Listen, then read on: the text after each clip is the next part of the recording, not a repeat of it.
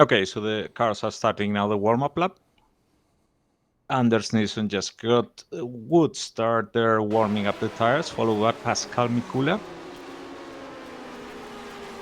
Gabriele Del Piccolo, Little Al, Dave Miller, Grant Riddle. Everybody got a clean start, and they are now snaking through the first turns. All right, so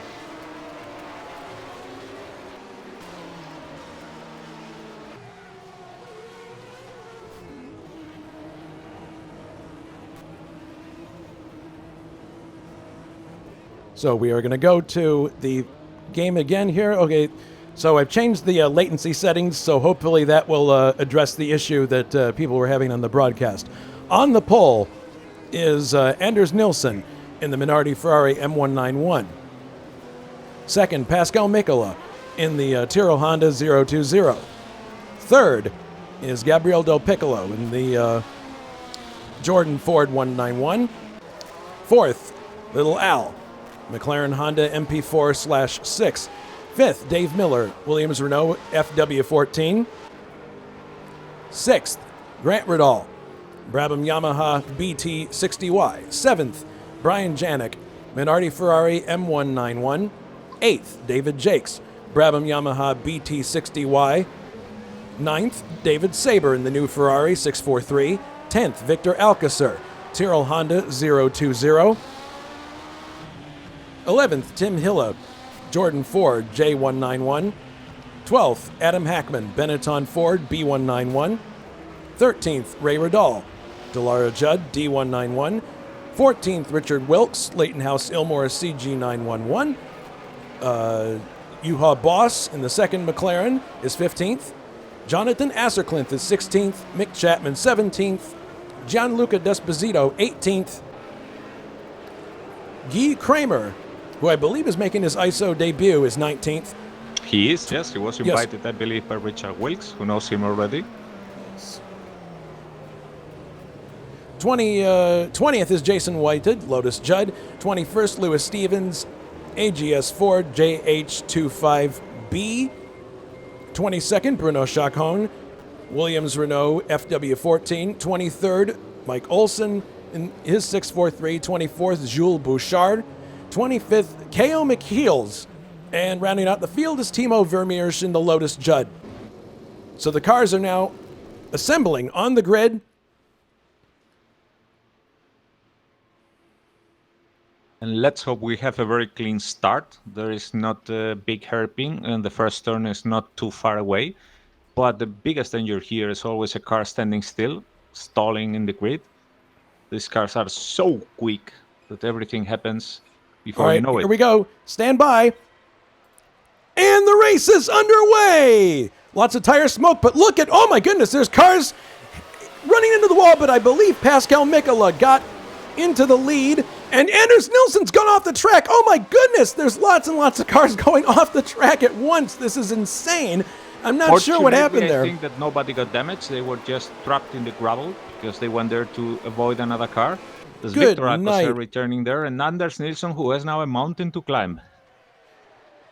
And look at Dave Miller on the outside trying to overtake Pascal Mikkola into the hairpin. They're side by side. Mikkola's got the inside line for the chicane, and it looks like Mikkola is going to retain the lead. Dave Miller is in second. Alberto Aquino is third.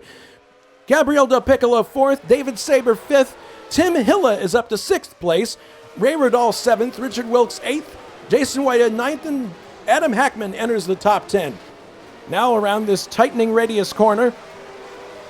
Great start by Pascal, who was able to make it stick there. And I see there is Bruno Chacon without the front wing. You have also just passed him.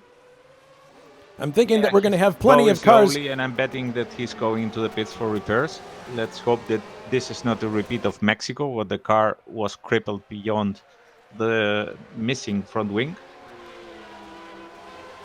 As here they come now down to complete lap number 1 of the French Grand Prix. Pascal Mikkola leads. Dave Miller is in second. As they're coming through, we're going to have a look here and see. There's probably going to be several people coming into the pits at this point. Little Al is third. Gabriele Del Piccolo is fourth. Nobody heading for the pits just yet, but You mentioned that Bruno is missing his front wing, so we'll have to watch and see if he goes into the pits. Pascal Mikola out in front. And Gabriel Del Piccolo is up to third now.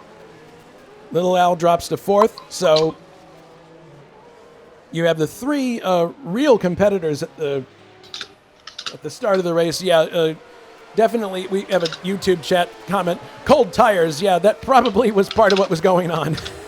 Cold tires. Gabriel Del Piccolo is shadowing Dave Miller into the chicane.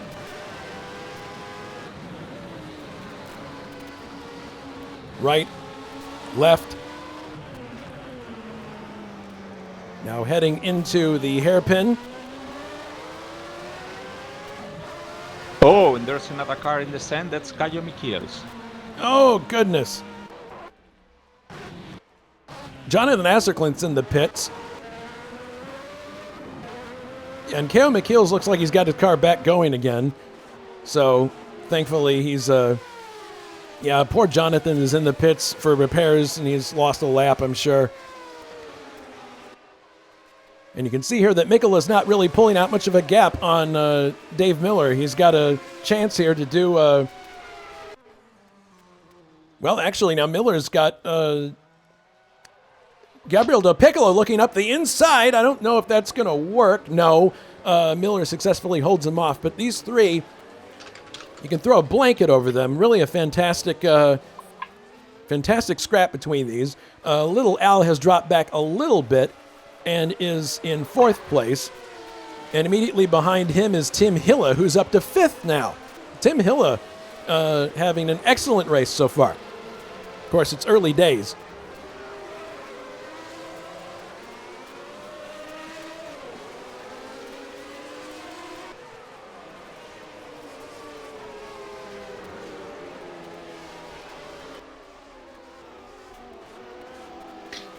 So Grant is out of the race. That's incredible. Grant's bad luck continues.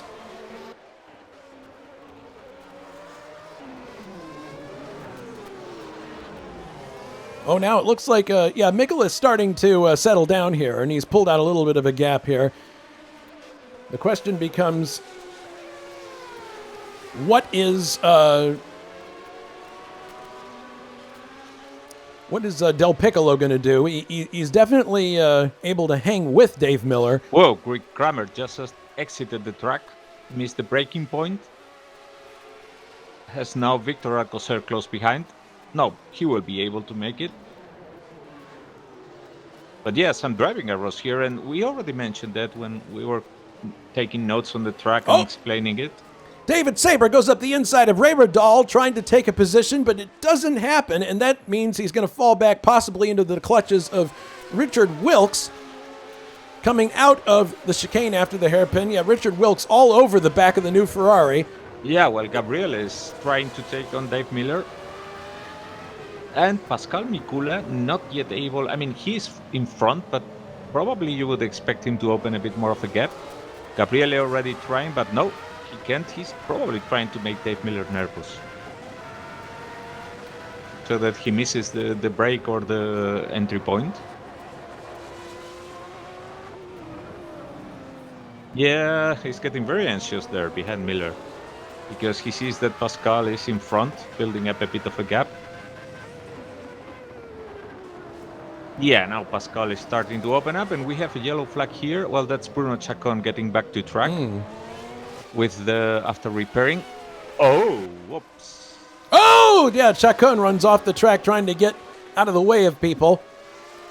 Del Piccolo might be able to capitalize on this, on that kind of awkward moment, because he looks like he has a roll on Dave Miller as they head down to the hairpin. Caio Michiels just went into the grass with Will Locks. Here comes Del Piccolo down the inside. Oh, did he outbrake himself? He did. He spins, goes back to third place. That's a classic example of how... Look at Richard Wilkes now outbraking David Sabre, trying to make a move on the outside. Yes, he's trying, but he can't quite do it. Nope. He's going to have to drop back behind him.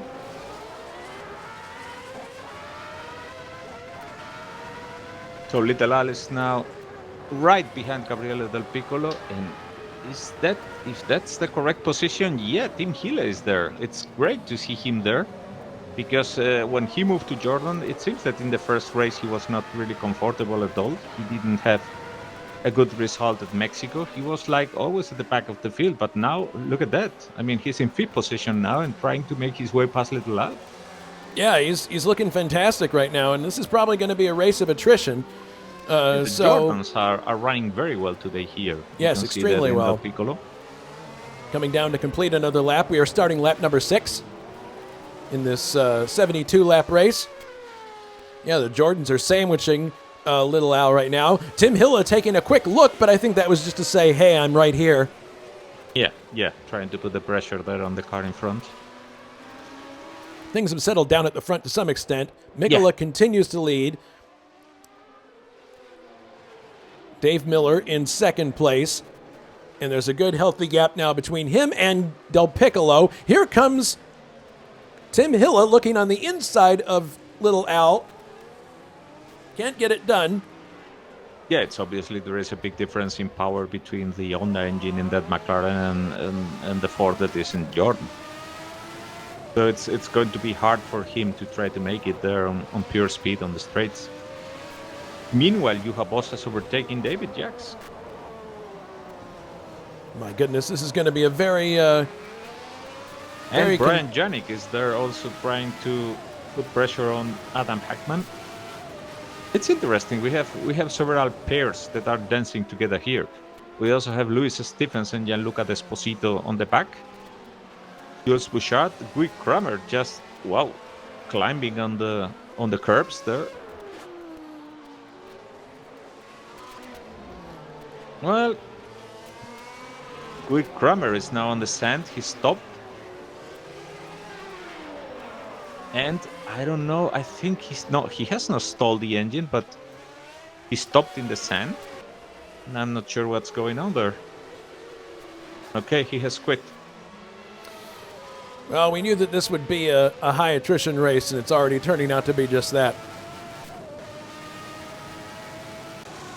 So now that Dave Miller has been able to shake off a bit the pressure from Gabriele Del Piccolo, we will start to see the real pace, and he's getting close to Pascal. Tim Hille has dropped to 8th place, so apparently he had some kind of an incident. Not sure what it was. Yeah, right, Riddle is the one who is... Oh, there it is. Here's the replay. He ran wide into the dirt. Yeah, here's the replay of it. So, but thankfully... Yeah, it's too easy to get over-anxious here. Well, hopefully he doesn't get flustered by that. Wilt has dispensed it's with a very long race. They have David time Saber for getting back to the top.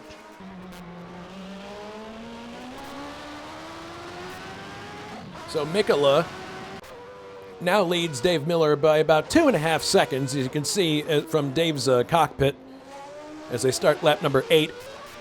The other thing that's interesting is that the finish line is in a different place from the start line in this track. So, Richard Wilkes is in the gravel. Oh no! Well, he was able to make it back to the track without stalling the engine, fortunately. Let's see what happened here. Something caught him unawares here. Oh, the back end just came out from behind him, and he was braking for the chicane that happens right before the final corner, and he drives through the sand.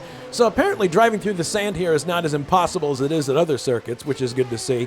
So, Jonatan Acerclinth, who went out with suspension damage, has joined us in the broadcast booth. Hey, Jonathan, sorry to see that you're out, but looks like that was a pretty eventful lap 1. Yeah, it certainly was. I don't know who it was, but I think it was like 2 or 3 cars in front of us on the left lane. Either they stalled on the start or they missed the start quite a bit. So some sleepy heads, maybe. Yeah, I don't know. I don't think they were prepared for how the start would go. Whoa, and Gabriele is now again there trying to overtake Dave Miller. Let's see if that works. Oh, he's having another look. They're coming up to this chicane. I don't think this is a good place, Gabriele. Thinks better of it coming into the final corner, but assuming that he has a good exit coming out of the first two left-handers here, and then on to the long straight. He could very well, if he has a good exit here, he could very well make another overtaking attempt, but definitely these two are very well matched today, Dave Miller and Gabriel Del Piccolo. He's in this slipstream now. We'll see if he can pull out. Dave Miller taking the defensive line into the corner, forcing Gabriel to go to the outside. We've seen before that can actually be done, but there's some contact. Oops. Didn't look like it was too heavy, so hopefully there won't be any problem there. And there's some interesting traffic jam behind Bruno Chacon because there's Jason Whited with a Lotus trying to defend his position from quicker cars that had bad luck in the start. So he's followed by Brian Janik, Adam Hackman, and Anders Nilsson. Both Minardis with a Ferrari engine. Oh, Del Piccolo dives up the inside. Sorry, Alberto, and he takes second place. That was a very bonsai move. In the same moment as Brian Janik just overtakes Jason Whited. Well, we can't show everything. We cannot, but we can report it. Yes, let me go back and see if I can get our viewers a replay of what just happened. Where's Janik? There he is. Let's take a look at the replay. This is just a few moments ago, following Jason Whitehead. Going up the inside. The Minardi team not having the race that they wanted because they had a car on the pole, and that basically didn't turn out good. But yeah, Janik overtakes Whitehead into the hairpin. And that's for 11th place. Oh, and meanwhile, David Jakes is right up with Richard Wilkes now. This ought to be good. Starting another lap. This has not been Brabham's weekend, it appears. I mean, obviously Grant being out of the race, but no, David doesn't seem to be. Heavy cars, and I suspected already that they were not going to be comfortable in this circuit. They are very powerful cars. They have very good engines, but the problem is the weight. So in these long turns, they are not comfortable. They are not comfortable doing drag races between short straights. But there you see what the power works for. Yep. V12 Yamaha power around the outside, but Richard Wilkes has got the inside line for the next corner, and he's defending very well. He's defending well. We'll see if in the next few laps that'll change. Looks like there's a Ferrari just in front of them here. I believe that's Sabre. You know, we haven't mentioned it yet, but the fact that Sabre is still in the race at this point, I don't mean to demean David in any way, but he's had rotten luck in this series so far, and the fact that he's actually still in the race and running 10 laps in bodes really, really well. And there's another red car on the move, which is Wright Riddle pursuing now Little Al. The other thing we should mention about Sabre is that he had a very good outing last week. He was second in the USAC race. So maybe his luck has finally taken a turn for the better. We'll see. Wright Riddle now following through the quick turn Little Al, and we'll see if this gives him an overtaking Jake's move. looking up the inside of Wilkes. Urgh. Riddle now on the slipstream, about to make the move. He does it. He goes for the break in the hairpin. And there he goes, Little Al. Yep, Little Al sees him there and allows him. That was well executed. Let's take a look at a replay from... Little Al was not going to really go around shouting doors or anything like that because he knows this is a long race and he will be basically taking it easy.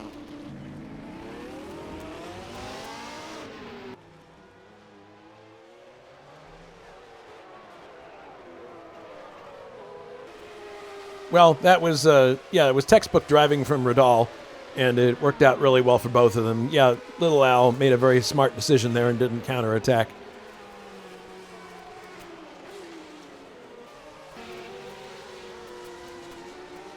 So there's another position settled down. And now we can see Gabriele moved past Dave Miller, who seemed to have missed it, and is now in second position again. Now he's overtaking Timo Vermes, actually lapping him and heading for the distant target, not in the horizon, not really that far away, that is Pascal Mikula. And if these both get together at racing speed, well, I can tell you, this is going to be a hot situation. Yeah, I think that's probably fair. Yeah, we didn't see it, but Del Piccolo somehow got past Miller. Apparently, I would guess that Miller had some kind of an off-course excursion or something, because the gap is actually fairly significant now. It's about 5 seconds. So, but Miller soldiering on, and he's got one of the better cars in the field. So, and it doesn't appear that he has any damage. So, Jakes now already behind David Sabre, which is a repeat of what we had at Michigan.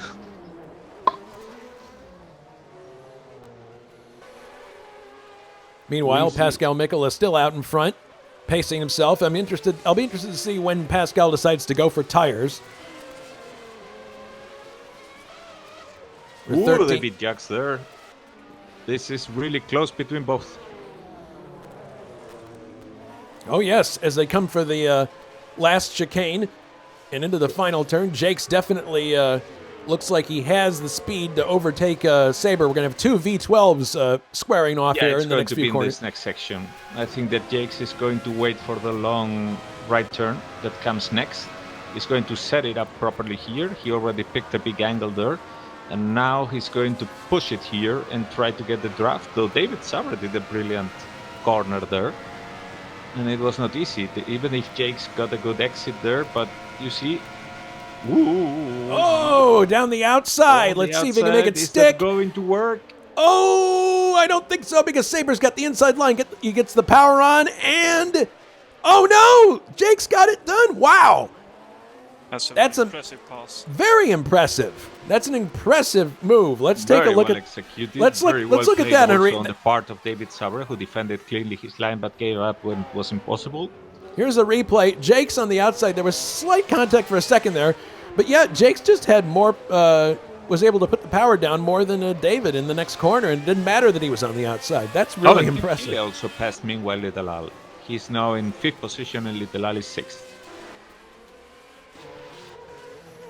That's right. Tim Hilla up to 5th again. That's a great recovery considering he was down to 8th before.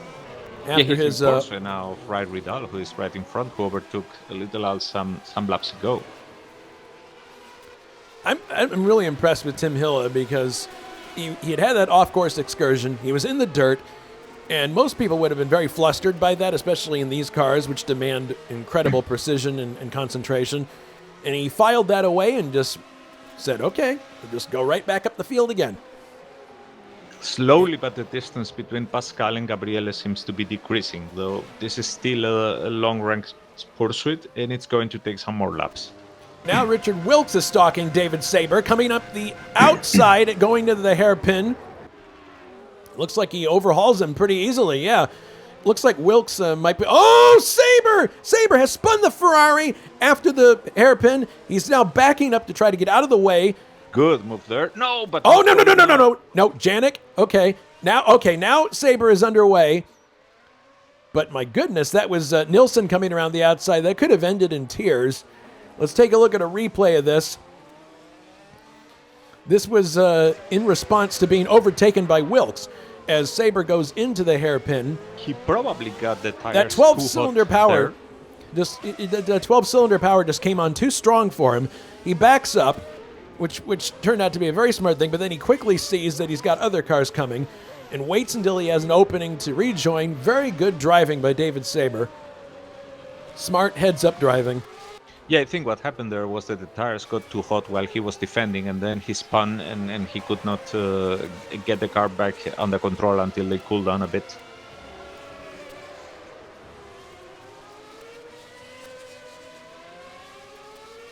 And he spun again! Sabre has spun again! My maybe goodness. a flat spot there? Maybe. It certainly We'll looks see like if it he now has because, the yes, tires now. I think he has a flat spot because you see him getting away now. Hackman's overtaking him now. I think, one of the tires is down. Oh, he's got a flat rear one. Oh, my goodness. So this is really unfortunate because what we thought was going to be a good race for Ferrari has turned out to be... now he's stuck in the gravel. Oh, the engine is expired. Oh, so there goes that. Really sorry to see that. because That's Mike Olson still on track. We'll see what happens later on in the race. true, and so that basically we now have 4 DNFs: Guy Kramer, K.O. McHeels, Jonatan Acerclinth, and Grant Riddall. 22 cars still running. Watch out for Tim Hille, who is now has caught up with Rai Ridal, and is now trying to look for a sport to pass him. Little Al has just had an off-course excursion, is down to 7th. Dancing with the Ballards a bit, but he's back going again. Car looks like it's in good trim.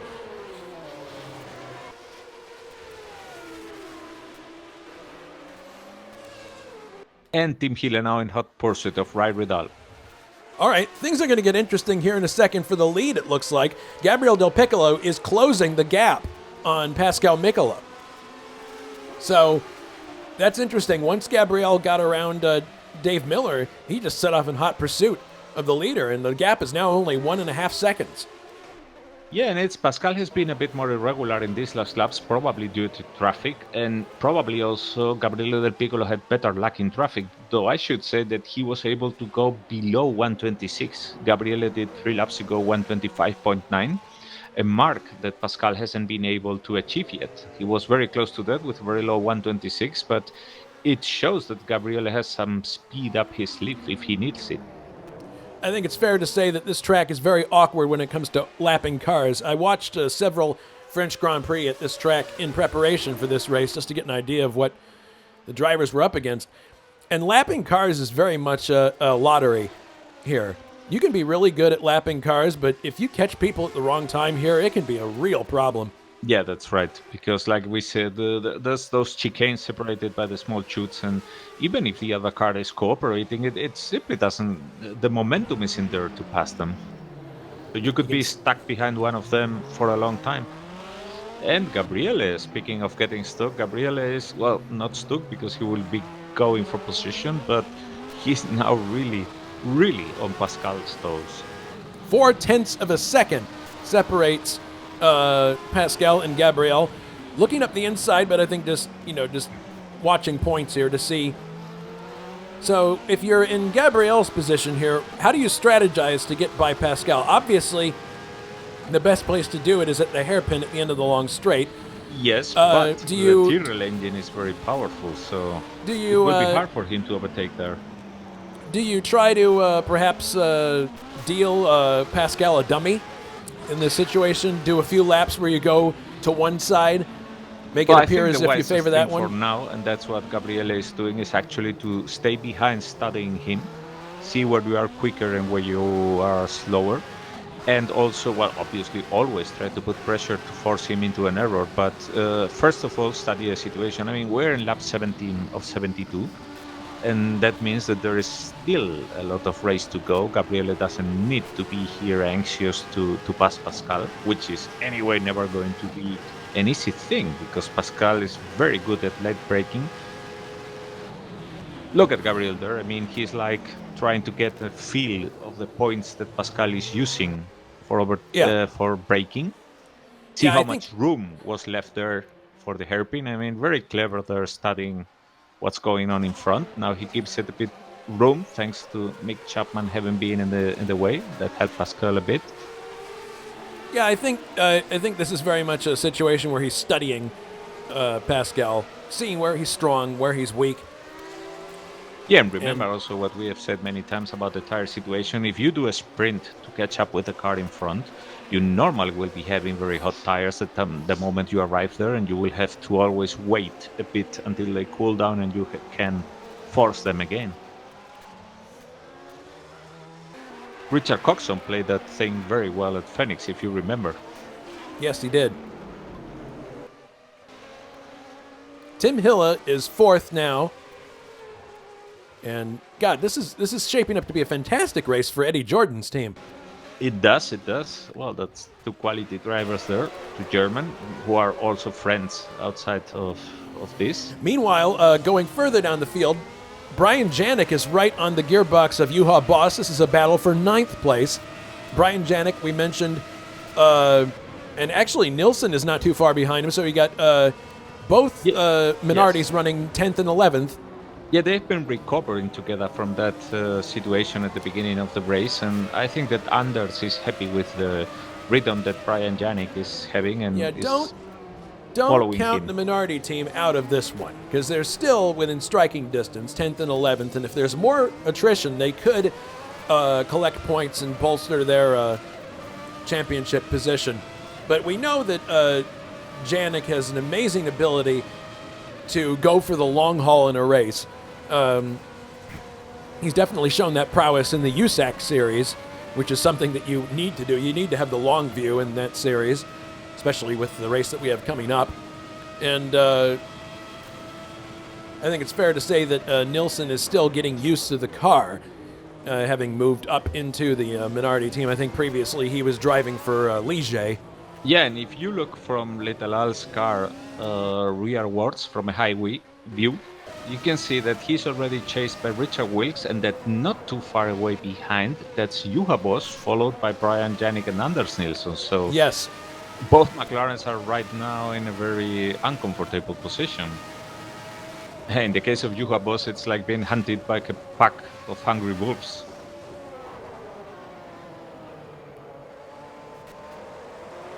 Coming out of that tight corner again. Little Al's doing a good job of maintaining his composure. He had a couple of hairy moments, and he's still just only one position out of the points, which is good. So Del Piccolo now going past Victor Alcocer, who makes move and still some distance from Pascal Mikula. It seems that Pascal has recovered a bit of his rhythm, but Del Piccolo is always there in striking distance. Miller also not far away behind, same as with Tim Hiller. It's 10 seconds, but I mean, any error on this track, you get into the gravel or you spin, and it's absolutely, you are off.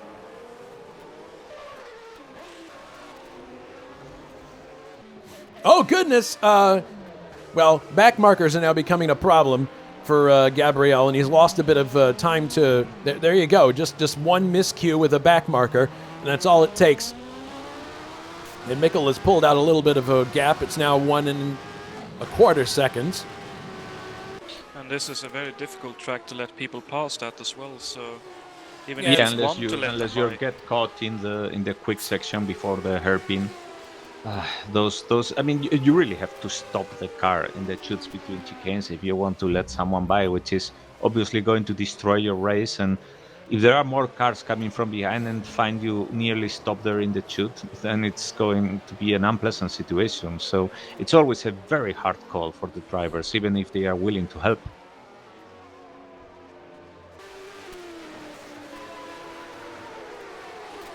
David Jack's also getting now close to Ray Riddle. There's lots of positions now that may be traded in the next laps.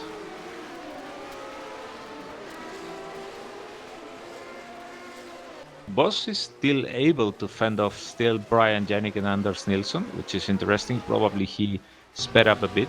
He was trying to do a more regular race, but Okay, now here's Bruno Chacon, who makes room, does a good job of getting out of the way. Bruno is always very mindful of getting out of the way for people, sometimes to his own detriment. But now Del Piccolo is right back with Pascal again. All that gap that was worked up from... And it looks like Pascal might be struggling on his rear tires now. As look at the purchase that Del Piccolo has. He's up the inside. We could have a pass for the leader. No! Mikola says no, sir. Into the right-hander, heading down the straight here. So the battle is well and truly joined between these two very, very quick drivers and drivers who do not like to give an inch at all. Coming down to the hairpin once again. Pascal takes a defensive line. Del Piccolo goes to the outside. Perfectly legal what Pascal's doing there. Oh my goodness, Gabriel has a bit of a loose moment there. I think the tires might be starting to show their wear. Would you agree? it's possible. At this point of the race, it's already possible with 21 laps. I don't know if someone's going to do 2 stops. If someone's going for that, it would surprise me, because you should be able to do it on 1 stop, and maybe some cars with no stops at all. Yeah, I certainly But know that De La Ruse would have been made it on 0 stops. Sorry. on zero stops, right? I know that the lighter cars like the Larousse probably, but that's what I say. The normal thing to do here would be one stop at most, and it would be very rare to see someone do two stops. So it could instead be that while defending or attacking, you get the tires overheated, and then they look as if they are worn out, but they are not. I mean, they just need to recover from the stress. Gabriele already starting to make some moves on Pascal. They are coming now to Jason Whited there. And if Pascal is able to overtake, we'll see if Gabriel is able to make it past. Jason White is making room for both of them, so it looks like he'll be a non-issue. Look at the closure rate there. Pretty dangerous situation there. I mean, if you don't have the right... look at Dave Miller. He's now finding two lap cars there in the same place. Luis Stephen and Gianluca Desposito, they both make a good job. That worked out really well. Making room, but I think that Gianluca just lost the position to Luis Stephens, who sneaked by in this situation. There's an art to doing that as well, sneaking by when a guy that you're pursuing is letting the leader by. There's an art to that. He's already in contact with Little Al. Del Piccolo looks at the inside going into a chicane and decides that's not a good place, and that cost him actually quite a lot of time. And Wilkes is now overtaking Little Al. Yes, he does. There he goes in the hairpin. Yes, into the hairpin, overtakes Little Al, goes up to 7th place. Little Al drops to 8th. Clean overtake. So the real challenge, it's funny, with that hairpin is not so much the overtaking, it's making it stick on the exit because you got that silly chicane right afterwards. Yes, that's right. That and there's a bit of undulation on the acceleration. Yeah, as well, it does. So There is an elevation change there too. You're right. Tim Hillis' great race continues. I mean, he all the way down to 8th place after an off-course excursion, back into 4th place. We could very well see him on the podium before this race is over. And I don't know if Pascal or Gabriele, either both, are going to win the race, but I tell you something. Either way, they have to really earn it, because they'll be together. It's on lap 23. They have already been together for some time, and it's a long race till the end, and having someone on your toes that is as quick or quicker than you is not exactly Del Piccolo looks up the inside. There's slight contact. Pascal gets sideways. Oh, my goodness, guys. Come on. Yeah, it was a bit of a daredevil move there by Gabriele. I mean, he saw the place, but Pascal shut the door, and well, let's face it, he wanted to surprise Pascal there. That's not the place you would overtake normally. How much of this do you think is a difference in tires right now? I mean, Pascal is on Pirellis, Gabriel is on Goodyears, and I mean, of course we don't know what compounds they chose, but I would think that the compound that Gabriel heads to the pits. Gabriel has decided he's going to pit for tires. This is a very smart move, in my estimation, because he realized he was pushing Pascal and he wasn't going to let him go by, so he's thinking now the best thing to do is to stop, change tires, and then make hay on the outlaps, and then when Pascal comes in, maybe he can overlap him when he makes his pit stop. I think this Pascal is a really... well aware of that, and he's probably going to push the car as much as he can now, but because now he doesn't have to defend anymore, so he's going to make the most of the car so as to try to prevent the situation that you just described. Gabriel only dropped to 3rd place with that stop. That's brilliant. He's got his teammate behind him now as he laps Gianluca Desposito. Coming down into the hairpin once again. So that was very little cost for that stop. The gap that he has to Miller is about 8 seconds and what change. Gabriele just did, because that hints at 2 stops, obviously, because we're on lap 24, so it's a scheduled pit stop. On the other hand, maybe he went with a harder compound for his second stint, and maybe he's expecting to go longer. It could happen. It could happen. I mean, it depends. Everybody knows that they will be, or it could be that he tries to use the same compound, but knowing that there is obviously way less fuel in the second stint. Pascal stays out, does not go for the pits. It'll be interesting to watch his lap times now and see if he's losing any time. Oh, and I should say that meanwhile, Brian Janik has already been able to pass Juha Boss. And there is now Yep. a McLaren sandwich between both cars. Yeah, Juha is now Chapman stuck. also diving into the pits now. Little Al now has also the pit in sign, and is in 11th. Probably lost it somewhere because So he's maybe- now behind Juha and the other cars. Yeah, probably tire wear coming into So play. you're right. Maybe two-stop strategies are the order of the day for a lot of these people. Janik coming into the no. He looked like he was going to, but he cut away from the bollards at just the Little Al last is time. entering the pits now. Yeah, little Al heading into the Janik, pits now for Voss, tires. and Nilsson are going for another lap, and so does Richard Wilkes. David Jacks has also passed on the pits, and same for Tim Hille. So Gabriele now on the new tires, going past Bruno Chacon, and we'll see our leader Pascal what he does. Because Pascal, we've already seen that we were like expecting him to stop. That happened also in other places, and he didn't stop actually. So we were wondering. There he goes. No, goes by the pits again. So this looks like a one-stop strategy. So now Gabriele must be starting to get a bit worried. Because both have still one pit stop to do. But Gabriele is now a good distance behind.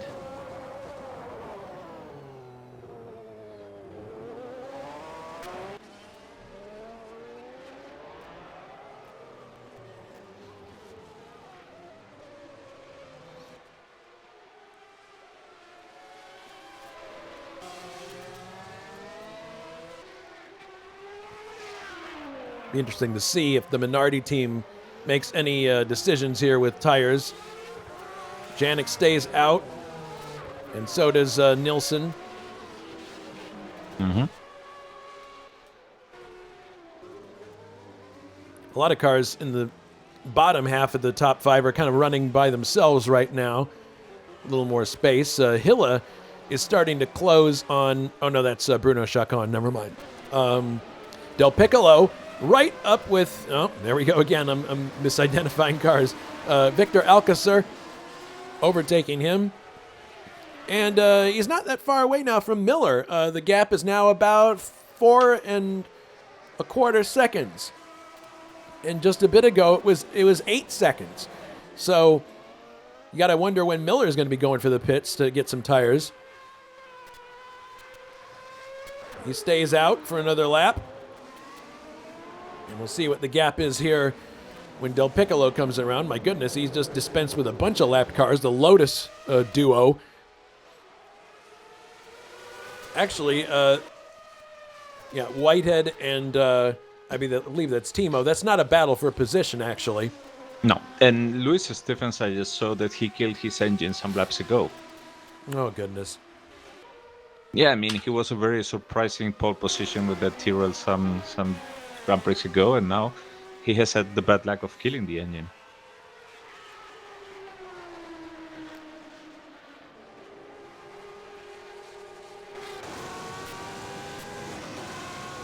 Meanwhile, here's Ray Radal in 6th place,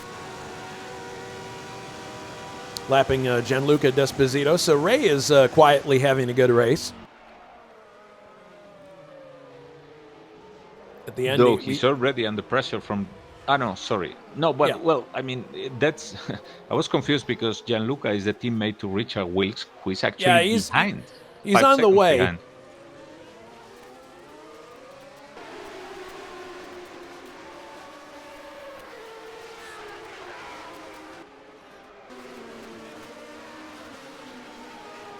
Yeah, this is going to be a very interesting series of laps coming up here because... And Pascal continues his race without stopping. He has now a 9 seconds gap to the car behind, which is Dave Miller. Well, Miller hasn't stopped either. So... yeah, both seem to be going for that single stop.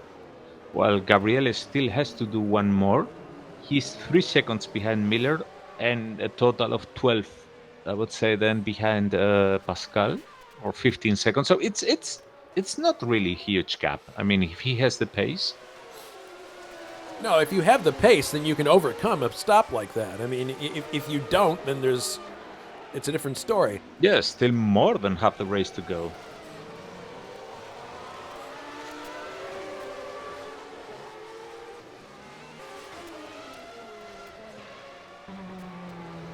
Looking from Del Piccolo's car, and you can see that Miller is just ahead. Interesting to see if Del Piccolo is able to reel him in on these new tires. I would think that he'd be able to. The gap is only 2 seconds now, two and a third. And Nilsson now right behind Juha Boss. Juha got overtaken by Brian Jennings some laps ago, and now it seems that it's Anders Nilsson's turn to try Nilsson. to get that position. Kudos to Nilsson for not losing his composure. Had a bad start, obviously, but kept rolling with his Minardi, and now is stalking Juha Boss. Juha didn't have the greatest of qualifying sessions himself, but this race being high attrition it is, he may end up in the points before it's over. We'll see. Meanwhile, Well, Jules Bouchard now on very hot tires. He just missed one of the braking points and is now trying to get back into the car, back into shape. Turning in now, yeah, it's working again. But there's the leaders coming. Well, the leaders, not the leaders, but Dave Miller and Gabriele Del Piccolo. Gabriele Del Piccolo, who is right behind Miller already. I mean, he's doing a beautiful second stint there. And Miller should be thinking, well, about, yeah, it's a bit too early, but he should be thinking soon about entering the pits. There he goes. Bouchard makes room, and so does Olsen. Nilsson is right with Juha now. Definitely looks like he might be able to use that Ferrari power to overtake Boss. So it's two V12s going at it here.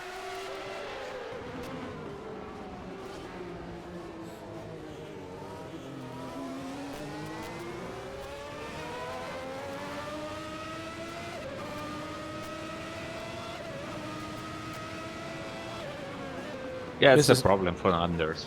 That while he's getting close in the big straights, the Honda power is decisive.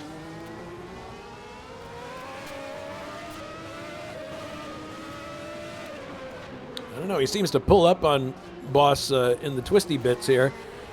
We'll see if he gets a shot coming out of these next two turns after the start-finish straight. There's Juha protecting the inside. Yeah, getting now some angle there for the turn. Well, Juha's getting good power delivery from that V12. The tires are still very good. He's been taking good care of them. Yeah, there's a clear power advantage there between the Honda and the Ferrari. And the leader's advantage now down to 8 seconds. Wonder if the tires starting already to play a role here, because Pascal is obviously getting close to half the race for him, which is the moment when he should be stopping. And Del Piccolo yet unable to overtake Dave Miller. I would think that it's going to happen at some point here, but because of the difference in tires. Yeah, now that Miller's getting a bit stuck behind Adam Hackman, he missed a bit there the apex, and Gabriele is now on his toes. Let's see if Gabriele tries to box him against Hackman. He did. He boxed him in. Move from Gabriele. Very, very well executed. He used the car of Adam Hackman as a box-in situation. Overtakes, goes into second place. Well done. That'd be the usual move that you expect people to do in oval racing. Yeah, I think I've done that to some people at Phoenix a few times.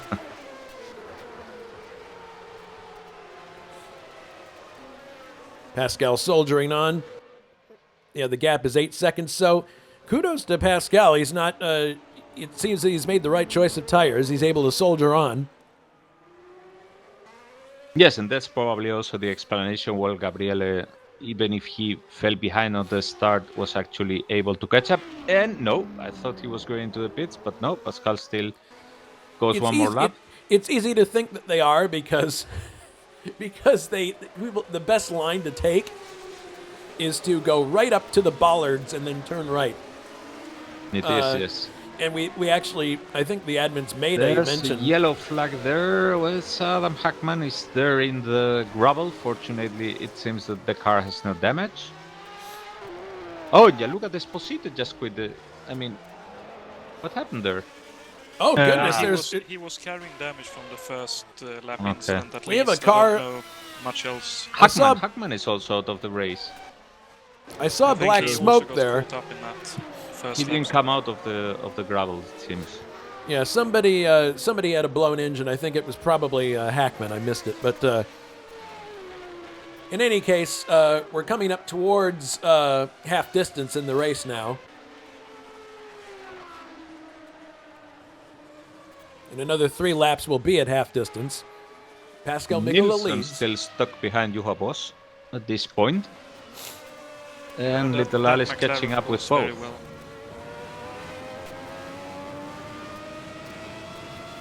Down the straight. Another yellow flag, and that's the other Benetton. Mick Chapman just recovering. And Nilsson and Boss right now passing that spot, with Nilsson really, really close now. Yeah, Nilsson stalking Juha, and they've got a car in front, a Lotus, in the person of Timo. Timo moves to the left, lets them both by. Good job. Richard Wilkes in 7th position has now the pit entry call, it seems. So I expect him to pit next time by, which would be the 33rd lap. Ray Riddle, I'm not sure if he has stopped yet. I don't believe he has. Yes, Wilkes heads for the pits now, so Leighton House team going to work, putting on fresh rubber. That means that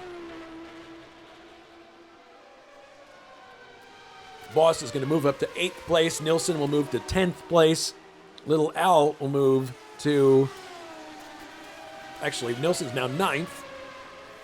Will Little Al move to 10th? No, it appears that... Yeah, no, Wilkes just got out of the pits. Wilkes gets out ahead of Little Al. And will be in 10th position, yes. Anders is 9th.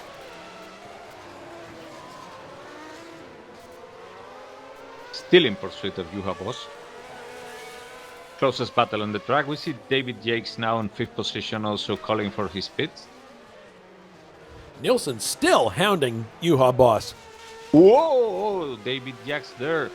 Jules Bouchard just lost the car in front of him, and that was a hairy situation there for David Jakes. Fortunately, he got by with no incidents. And is now about to enter the pits at this point. There's the replay of what happened here. Oh, Jules got way sideways, yeah, and that was a very lucky escape for Jakes. Jakes now into the pits.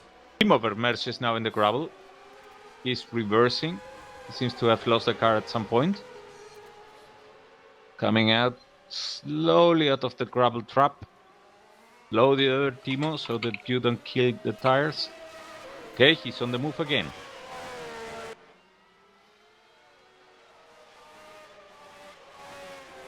And it seems that, yeah, one of the tires was smoking, but I don't think there is any flat spot. Well, it's one of the tires is smoking there. It's going slowly there. Yeah, maybe there's a big flat spot or something. Something's wrong in that car, or maybe it was just the dirt. But no, one of the tires is leaving a black rubber mark there. I suspect he will be heading into the pits.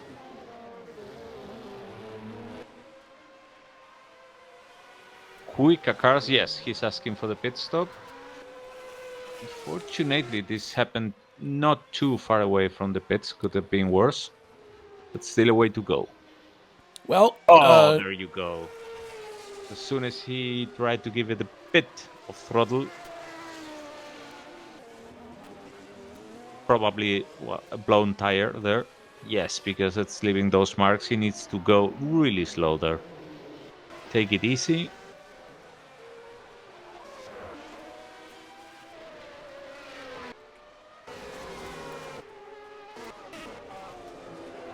And meanwhile, Nielsen has made it. Timo Shoot! Vermeer's there. Well, Ray Riddle was also coming into the pits. That was a pure coincidence.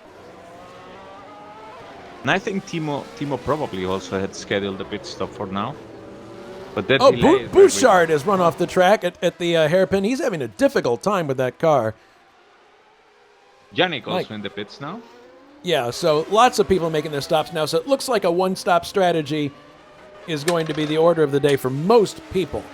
Whoa, So- Chapman there got aero wash out from Jules Bouchard and went into the gravel. Chapman, my goodness. So Jules Bouchard, I don't think is going to be making any friends after this race. Looks like he's got his hands full with that Ligier, and a lot of people are unfortunately getting caught up in his issues. Well, maybe not in that case. That was more Mick's fault, I think, in that particular one. Just he made a bit of a miscue in his own. But there's other situations where, I don't know, Jules finding life difficult in that car. Not an easy car to drive, the Ligier Lamborghini. No, certainly not.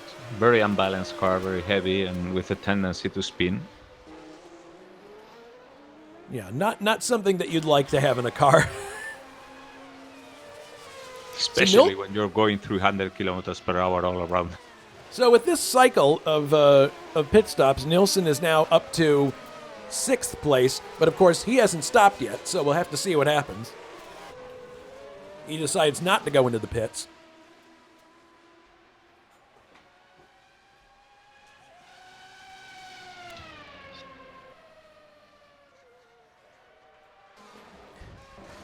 And meanwhile, Del Piccolo is only 3 seconds behind the leader, so even though he's got another tire stop to make, ostensibly.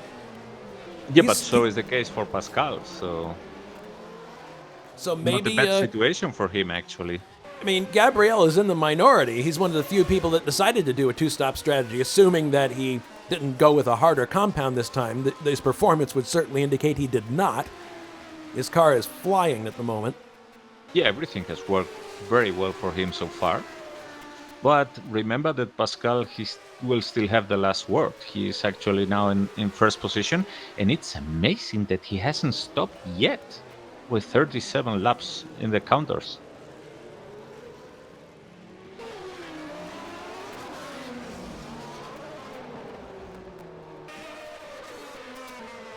Actually, 3 laps ago, he went well into the 125, so that's a good indication that the tires are certainly not fading away.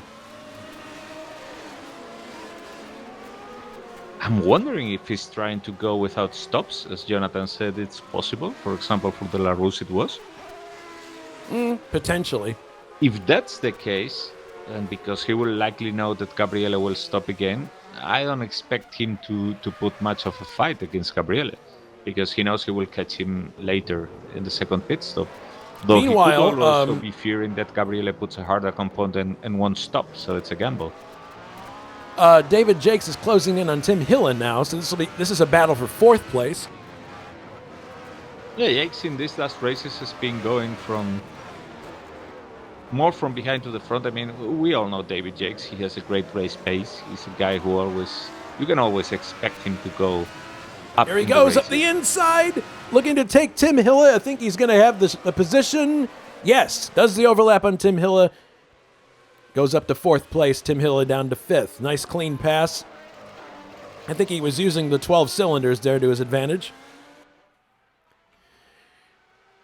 I think it's fair to say that he was struggling with this Brabham to start the race, but with the fuel load being what it is now, I think the car's handling better.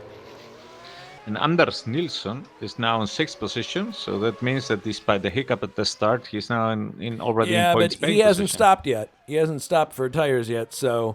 I know, but we don't know if he's going to actually do it, because... That's true. There goes another lap. I mean, his strategy could be different. And I mean, we have seen the brutal pace that he had in qualifying. And when he was following Brian Janik all the time, he didn't look as if he was much quicker. And Brian has stopped. So it could actually be that he's on a harder compound. Whether that means he will be doing one stop or none, that remains to be seen. Jonatan, do you have any Pardon? Private info about that? But what? Sorry, I wasn't listening. Whether Anders Nilsson is going to stop or not. From what I understand, both the Minardis will stop once. I do know they are on mediums. I do not know the exact time they will hit though. But... Attention, our leader Pascal has now the pit entry requested on. Aha! All right, so we could have a change for the lead now. But it's interesting. We are right now at the beginning, nearly at the beginning of the lap. So he has done the pit request very early. Not sure why. He probably Or wanted. maybe it happened. It jumped automatically for him if he had that in the strategy in the garage. Maybe that could be the case, but we'll see. We'll see when the next lap comes. Oh, little L off the course. We see him to the right there, in the gravel.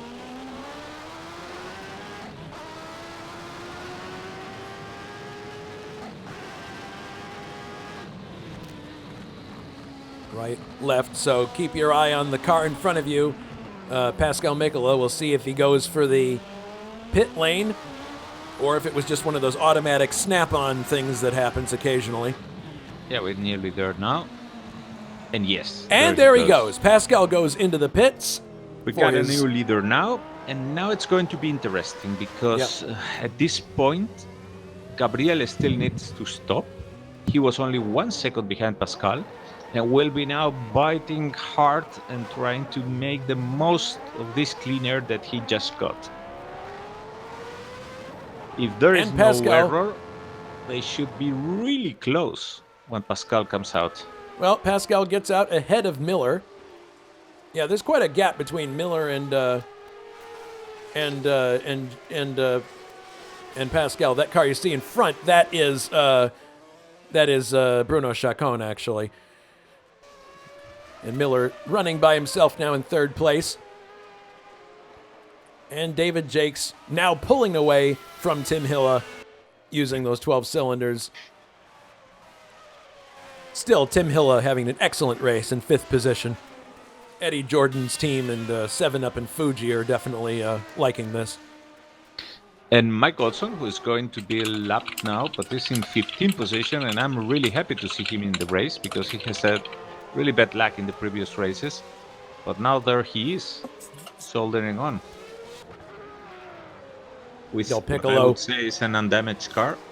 Whoops. Oh, goodness. Slight hairy moment there for... Oh, goodness. Yeah, I think he was trying to make room for the leader to pass. And he got a bit mixed up there. Okay. That's now Little Al, who probably has been lapped, I guess, since... Oh, Jason White did also abandon the race and missed that. And Bruno Chacon is now heading into the pits. So the question now is, when will Del Piccolo make his second stop? I would think it's not too far away.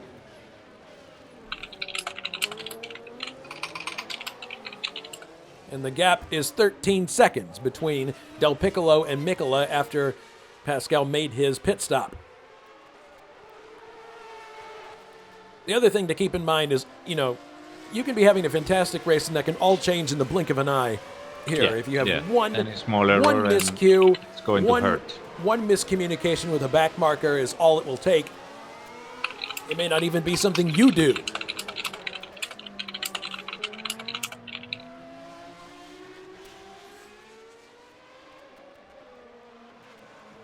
So Pascal is 12 seconds behind Gabriele. I mean, interesting now to see if this increases or decreases, because this could be a good indication of what could happen in the next... Whoa, I was thinking if Gabriele was going into the pits. Yeah, this is so confusing because they all pick all the angles. So let's see if Gabriele is going to stop again. When will that be? We should be taking our guesses here, because there's right now 30 laps to the end, but it would be 20 or 20 something. So in the next 10 laps, we will see how this pans out. Well, the gap is shrinking, not by a lot, but little by little, it's shrinking between Del Piccolo and Mikola. Well, Pascal just put a 124.9, which is quite amazing. But yeah, I mean, Well, he's on fresh no, tires and he coming knows out it. with little I mean, fuel, this is what he's and got to do. yeah, that's certainly quicker than Gabriele. Gabriele has been doing low 125s, which is also amazing pace, very regular also. He ventured also into the 124s when he was pursuing Pascal, so he's capable of that certainly when the tires are on their prime. So Jason White did, as I see in the log, seem to have had an accident. That was the reason he was out of the race. And we got still a good amount of cars. We got still 16 cars in the race. Okay, well, the gap is increasing back to 13 seconds now. I'm gonna, It depends of the part of the track, I That's guess. true. It'll be interesting to watch Miller too and see if he starts to close on Mikola at all as the race winds down. Tim Hille is now getting close to David Jacks. That's interesting because Jakes was pulling away from him a little while ago. Yeah, but it seems that now things have stabilized. Mike Olson was in the gravel now. Yeah, he's in the gravel there. I'm not sure if the engine. Oh, the engine has stalled. Well, that's a shame. So another disastrous race for Ferrari, unfortunately. It's like moving, but yeah, I mean, not if I don't know if that's an activation of the crew push, but stuck there in the gravel. 0 mph, 0 rpm. I guess the engine is killed. Engine's dead. Yeah. Yeah. So the nightmare year for Maranello continues. The digital Tifosi, not happy, I'm sure, but there is another race. The next one, I believe, is Great Britain, right? Yep. So maybe fortunes will change there. The outcome of the race is going to be decided after Gabriele's when he stops again and comes out. Everybody will have all the cards up on the table, and we'll see what happens. I mean, whatever has to be done, it will have to be done on the track. At that The gap point. is increasing between Mikola and Del Piccolo, little by little. We'll see here what it is when they cross the line. It is, yes, but remember what I said, there is still a pit stop waiting for Gabriele. Well, that will be interesting because in with two-stop strategy, you can certainly go for a softer compound on the second pit stop because by then, obviously, you have very little fuel in the tank, just barely enough to make the last 20 laps or so. So you can really go for the softer compound. And in that case, well, Pascal is toast because with the pace that Gabriele is having, if he puts an even softer compound, I don't think that Pascal will be able to resist it on track.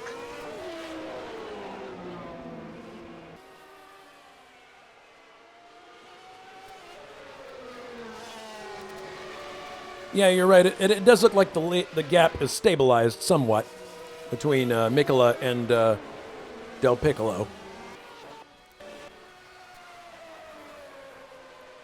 And Tim Hille looking ahead. Now Jakes is streaking away.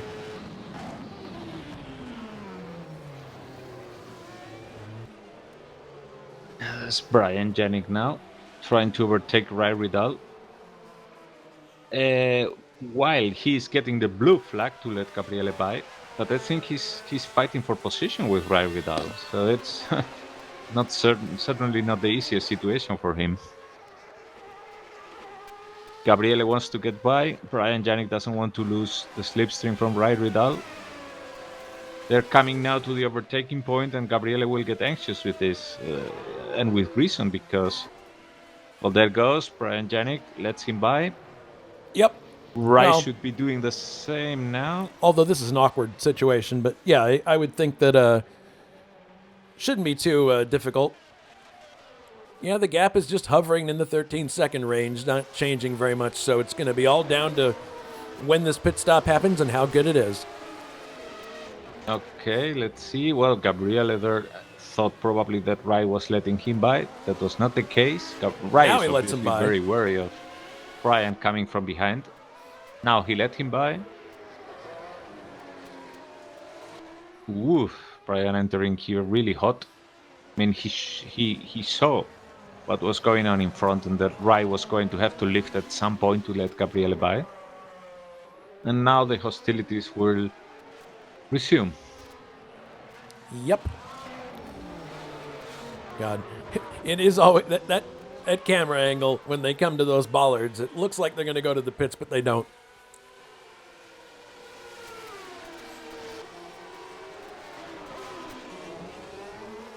Pascal continuing in second place. Actually gains a little time there. And Jakes has solidified his fourth place ahead of Tim Hilla. Nilsson continuing on in sixth place. So yeah, maybe he is going for no stops. Interesting. Wilkes in seventh What I'm place. really waiting to see is what happens after Gabriele pits again, because then things will really go ballistic, because I think they will be very close on the track, both Pascal and Gabriele. I mean, they are both like dying to get a win for different reasons, but they are really willing to get that place, not just for the race itself, obviously, but also because of the championship fight, because both are in that fight. And it's really going to become hot. And if those both get out or take each other out of the race, we could see a very surprising situation here with all the people behind jumping immediately into the podium. And let's hope that that's not the case. I mean, then the race is deservedly won cleanly in the track.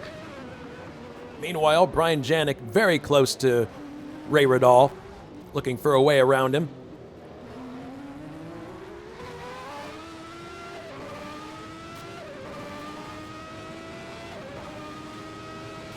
But with Tim Hille's performance in this race, this is going to be really interesting for Jordan. I mean, they're going to get a good boost of points in the championship at this point. God, that's amazing. Look at how much time Brian lost just in that one sector right there. Ray Radal doing an excellent job defending himself here.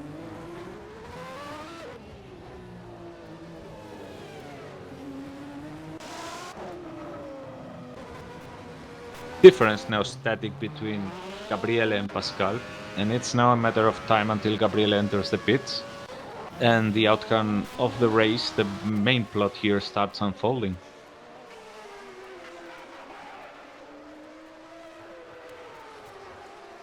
Yeah, people on YouTube are very rapidly postulating how this is going. That Del Piccolo may be able to come in, make the stop, and then still be in front. If he could, that would be an incredible feat of tactical racing. We'll see what happens. Nope, not coming in now.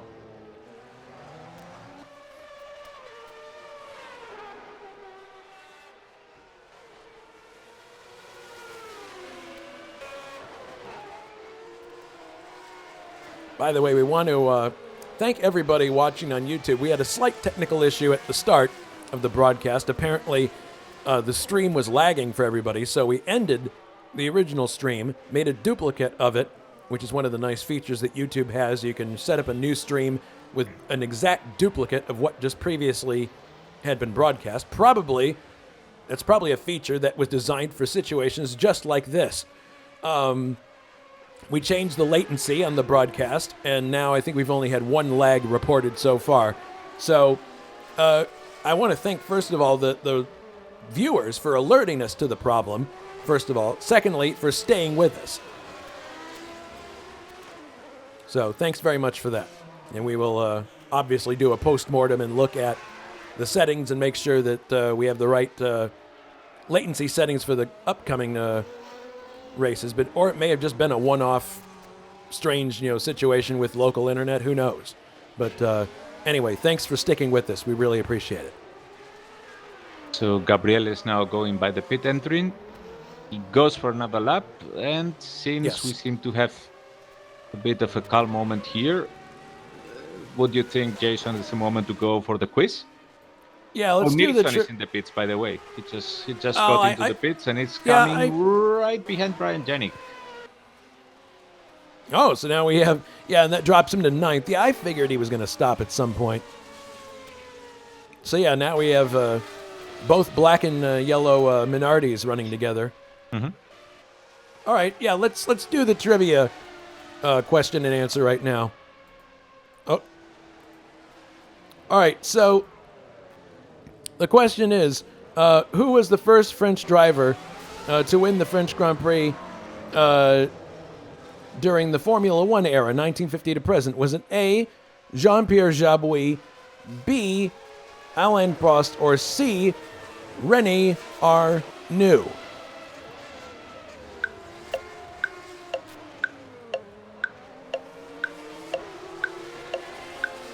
Well, adventure Alan Prost, but probably I'm wrong.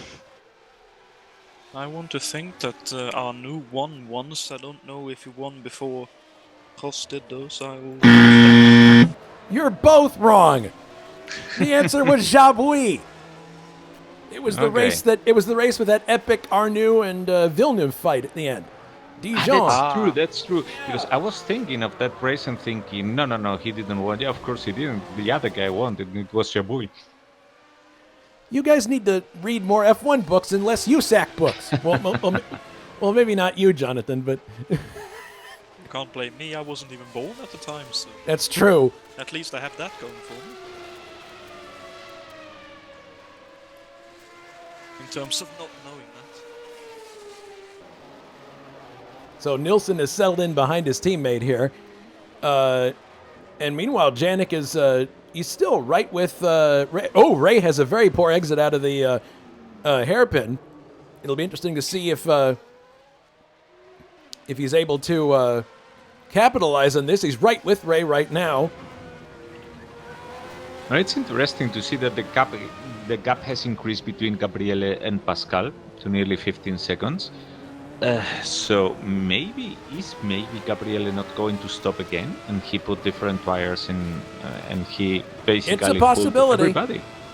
It's a possibility. And if that's the case, it'd be a major tactical coup for him. And I should say that meanwhile, quietly, discreetly, but steadily, Richard Wilkes has been able to climb to 6th position. So that seems to be a good strategy, well played on his part. Although we don't know if he has to stop again, but it wouldn't surprise me that he doesn't. Well, this is a race that has come into their hands. The Leitenau's team. I mean, and Wilkes has had races like that in the past. I think wasn't the Phoenix race at the start of the year. I'm talking about F1, the United States Grand Prix. He ended up finishing good in that one, and it was a situation where the race came into his hands. As they go for the lapping of Vermeer, she gets out of the way, and Janik is now very calmly stalking Ridal with that 12-cylinder we beast haven't behind talked him. much about Dave Miller in the last laps, but he's holding on there in the 3rd position. And I mean, quietly, discreetly, but they're on that 3rd position. This is going, if this sticks to the end, that's going to really catapult him in the championship. Yes, he's doing the tactically superior thing right now. He knows that whatever tire situation he went with or his setup, he's not able to compete with, at least at this race, with Mikola or Del Piccolo on sheer speed or handling. So he's doing the tactically smart thing, going for 3rd. It's going to be very good for the point situation.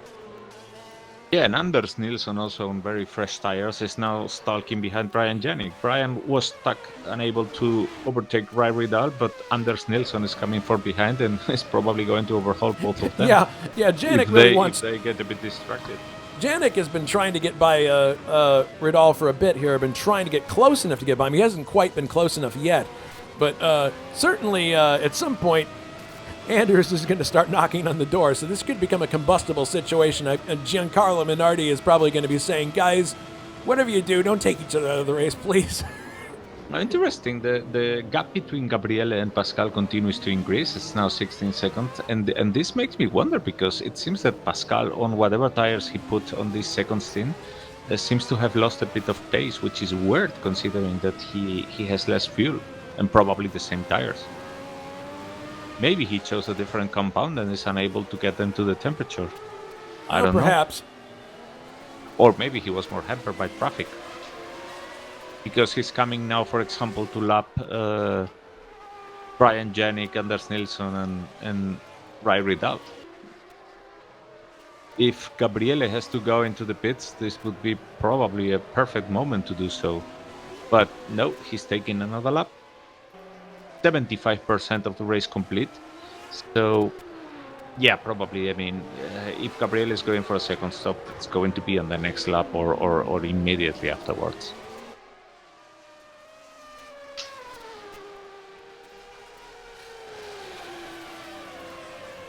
This is going to hurt for Pascal, getting stuck here behind all these cars that are fighting for their own race. He's been lucky to get them in a good section of the track, and Anderson makes room for him very sportingly. And he will soon be with Brian, Janik, and Ray Riddle. Yeah, this is not a fun situation when you got a leader coming up and it's a track that's this awkward. As we've mentioned a bunch of times, makes for some hairy moments. Certainly, Jules Bouchard and some other people in this race have not had the best of times when lapping It could people. be worse. It could be Monaco. That's true. So yeah, Del Piccolo's got a very healthy lead right now, 17 seconds, and still shows no signs of coming in the pits. In fact, No pit request there, no anything. Goes for another lap. And well, it shouldn't surprise us considering the time that he just posted, the 1:23.8, which is brilliant. I mean, he keeps improving the pace. Yeah, I think. Pascal stuck, completely stuck behind Brian and Ray. Oh. Yeah, that's going to really hurt. There's going to be some German fist shaking here, I think. Well, I know that they are in TeamSpeak at the same time right now, in the same channel, Pascal and Brian, so they should be able to communicate well. Well, Ray and Brian are having their own battle here, and Pascal is trying to get by. Maybe he'll be able to here. I would think so. Shoots up the... Oh, my God. Wow. Goodness, Brian's, like, doing his own thing, looking to get by Riddle, but Pascal luckily gets by there. Now, Brian needs to speed up and try to use Pascal to his advantage and get by at the same time as Pascal does, because, yeah, predictably, there goes and there it happened. You see that? Very opportunistic move from Brian Janik, and Anders was coming very hot from behind, was surprised by that, and had an out-track excursion, though he recovered quickly. Let's have another look at this in a replay. Pascal overtakes Brian.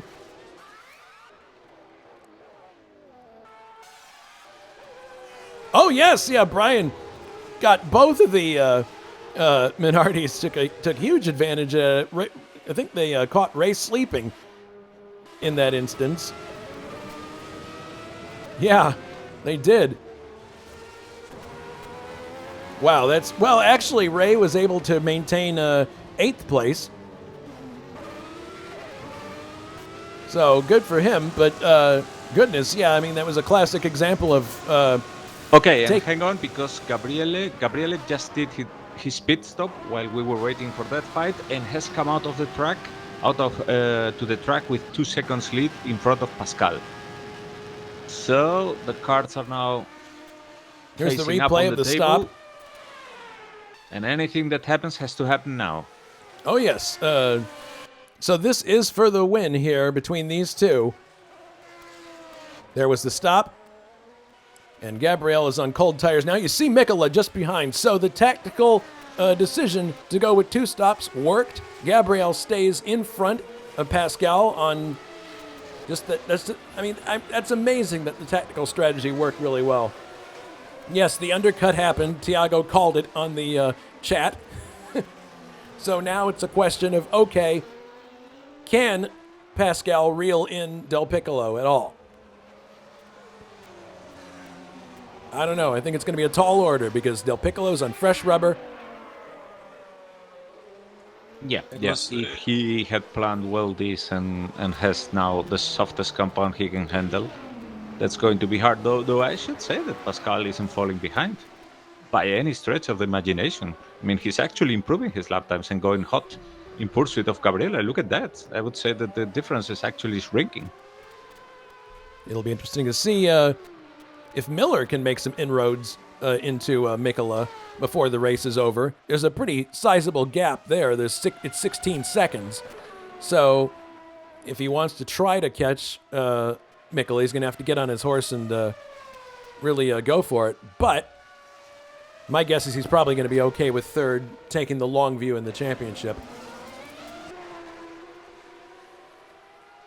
Mikola still has Del Piccolo in his sights, and it's still around a 2-second gap. Oh, Mikola's really pushing it.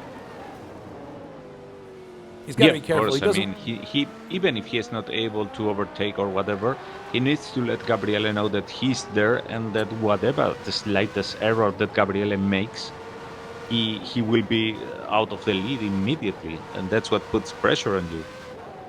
Not just having a car right behind you, but also having it in a position to capitalize on any slight error that you make. Well, we'll see what happens. I mean, the other factor we didn't talk about in this is traffic. If Gabriel catches traffic at an inopportune situation. Gabriel won 23.5. That was his lap, now that they just went by. And in the case of Pascal Mikula, that was 124.3. So that was a much slower lap. And yeah, the gap certainly seems to have increased a bit now. But we'll see. I think there was a bit of traffic for Pascal in the previous lap. Yeah, we'll have to wait until things really settle down here to get a good idea of what's going on.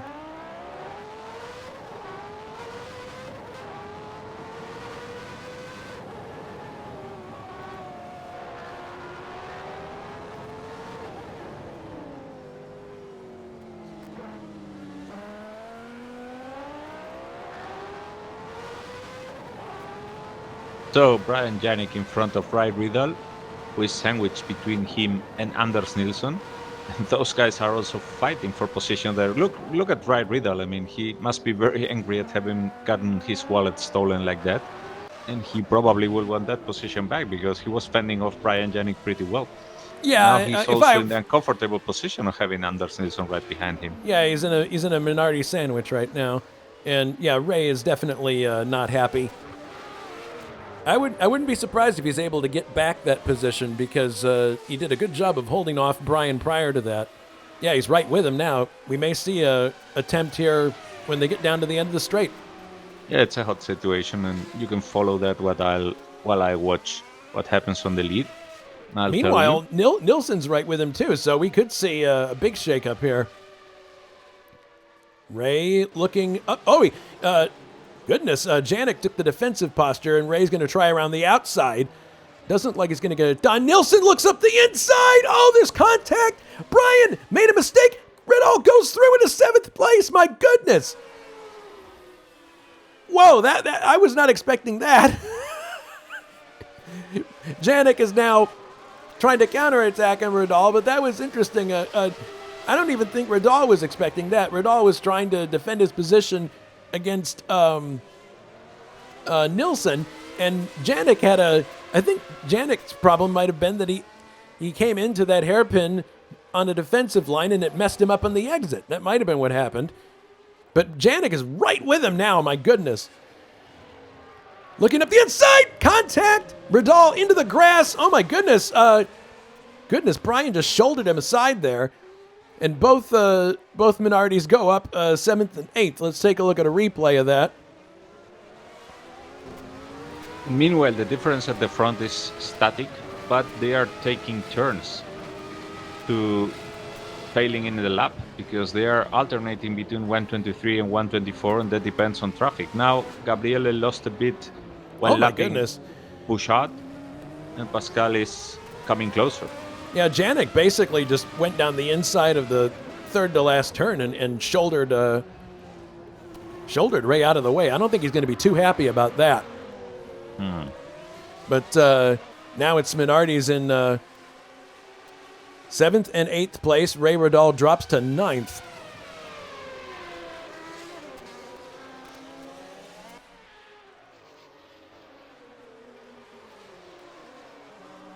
Del Piccolo coming up now to lap. Richard Wilkes is in 6th, so in just a short amount of time, there'll be only 5 cars on the same lap.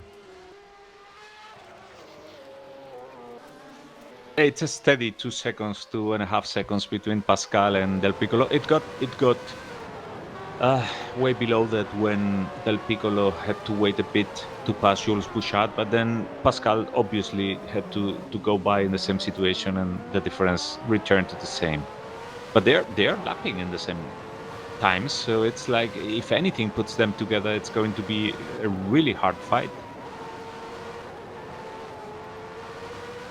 They're pushing to the utmost. I mean, if they finish the race, whatever the order, without any stupid incident, they should be both very proud and very happy at the race they did today, very satisfied, because they are really giving it, absolutely giving it all.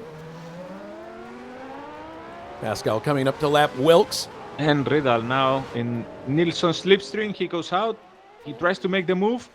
Parallel, Oh, goodness! Riddle Looking in up the front. inside, Ray. Oh, Ray has gone way past the braking zone. Nilsson also failed there to pick the... Oh, and look, Brian Janney capitalized from that. I don't think they're going to see him until the end of the race again. Oh, Miller overlaps. Yeah, so that basically is going to be the end of that battle. Janik very solidly in 7th now. Nilsson 8th. Riddle is 9th. So, man, a very heated exchange between two Italian teams, I might add. My thinking is that there's going to be a lot of discussions afterwards with lots of hand motions in addition to Italian language. We'll see. I just hope they don't try to settle the things again at Indy. Yeah, that's a different. It's a different type of race and a different era altogether.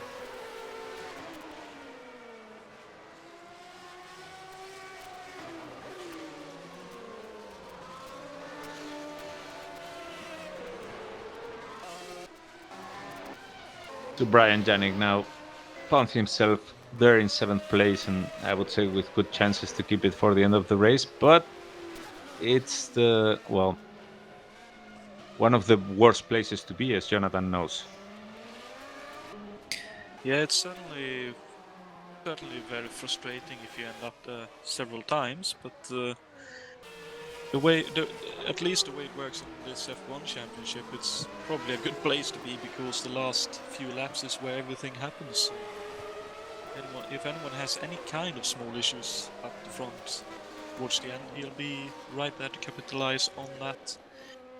Yes, if you're on a distance situation and you don't depend on your own, then basically, yeah, I mean, you can happily cruise till the end of the race and wait until something falls in your hands. That's right.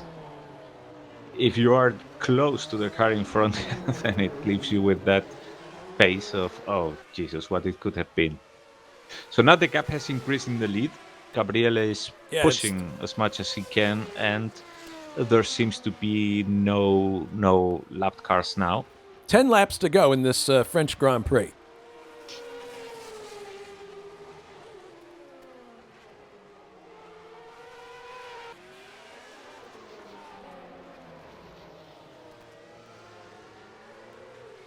I must say, I'll be very happy for Gabriele if he does get the win, because he's been doing an immense amount of laps. Nilsson there took a curb and fell behind Brad Riddle. He's in the gravel now. Let's see what happened here. He was behind Dave Miller. I think he got front washout. Oh, he did. He got front washout from Miller's car, yeah. We're going to see a lot he of ran that up. I see what happened. He ran up on the curb. And it he touched turned the curb car all kittywampus, and now he's... Probably due to washout, he understeered into the curb, and once the wheel was there, it was the end. Looked like he was taking a tight line, so I don't know if he expected Dave to let him by there or something, and that's... This is why. I mean, it was not for position, and he was a lap behind. Looked very strange either way. Oh, Timo Verwerz has spun in the main straight. Leaders go by now, and Timo is careful the car again. Oh, man. Yeah. It's a really bad place because that corner has no visibility whatsoever for those. Yeah, you have no way of knowing what's around the corner. It's blind, but thankfully nobody was there. Yeah. So Gabriele now 4 seconds in front, and I just hope that he doesn't get over trusted with this, because it could hurt badly very quickly.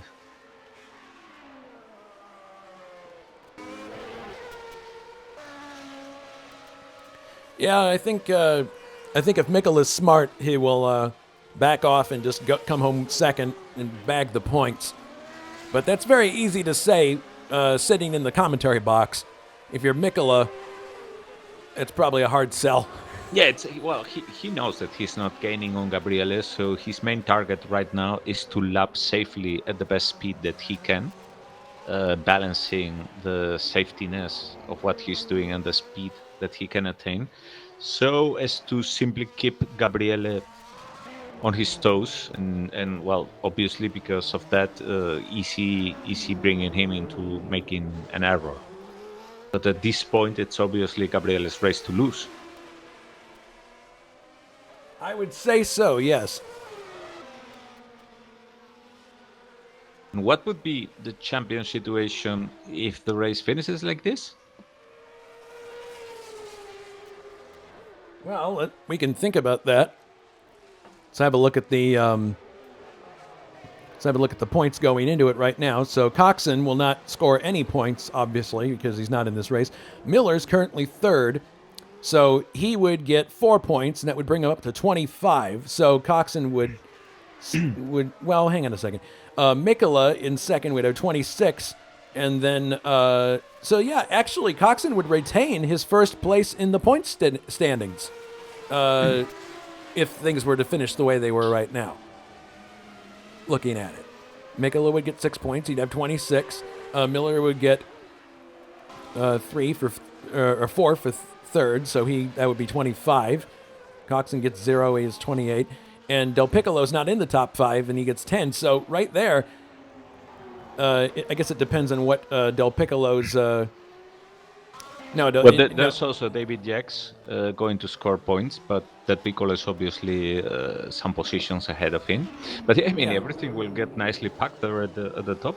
Well, yeah, so not for Richard, but for everybody else. It's unfortunate for Richard, but it does make an already exciting championship that much more hotly contested. So yeah, I mean, basically we're going to go into the British Grand Prix. And what happened now to Pascal? Because he's now 7 seconds behind Gabriele. Well, he's made some kind of an error at some point, so... So it seems... It's most definitely now Del Piccolo's race to lose. Miller still 22 seconds and change behind Mikkola, so nothing changes much there. Jakes is 16 seconds back from Miller, so there's not really a chance for any kind of battle there. Hilla is similarly by himself, and so is Wilkes. So there's lots of static stuff going on right now. And it would seem to anybody watching that this is going to be very easy for Gabriele and that this is now a comfortable situation, but anybody who has driven a race knows that it's actually the opposite. I mean, yeah, it's obviously better than to be in second place looking at the other guy disappearing into the horizon, but it's very challenging to keep your concentration and to keep the lead and not to get overexcited by the possible win. I mean, to shift out of your head the win, the podium that you are like watching now, and instead keep the concentration and do what you have to do on the track.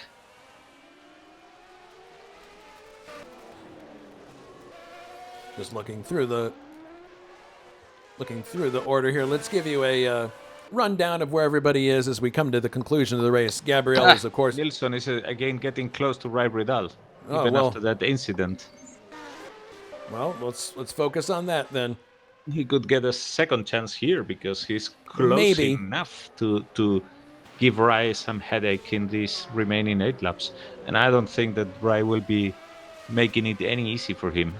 No, it doesn't appear that he will be.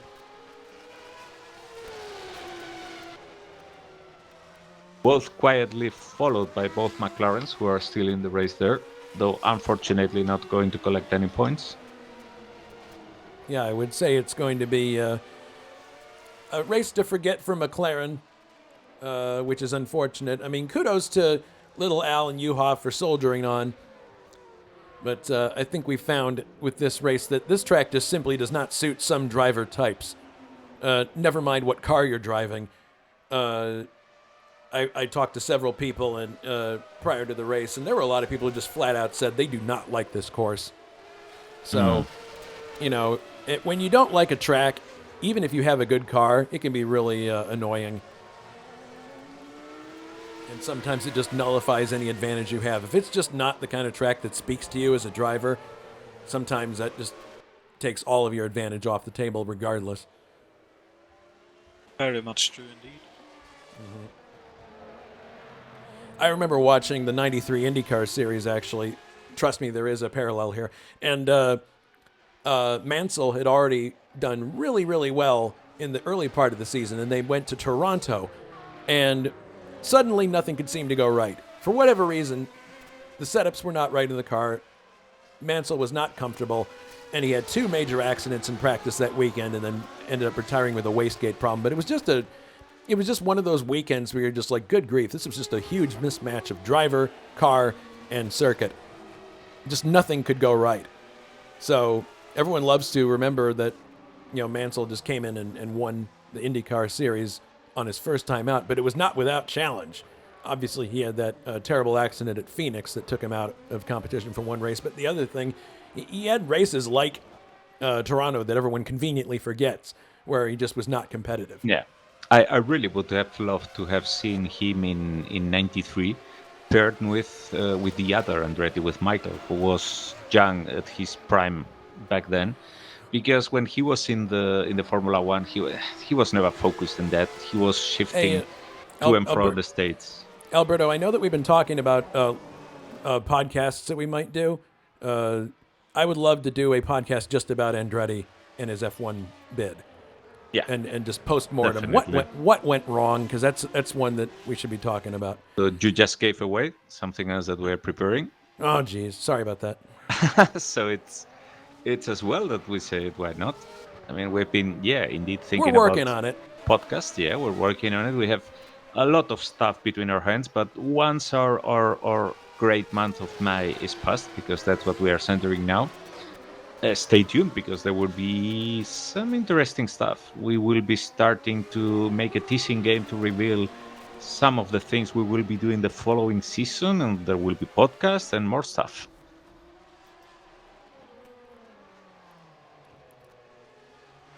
All right, so we're winding down to the end of the race here.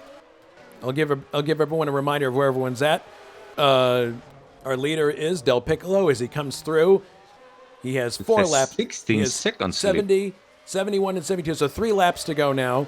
Del Piccolo. It seems that Pascal's tires have fallen off a cliff. It's interesting because he's now, Dave Miller, obviously, something really bad should need to happen to Pascal, but Dave is only 16 seconds away.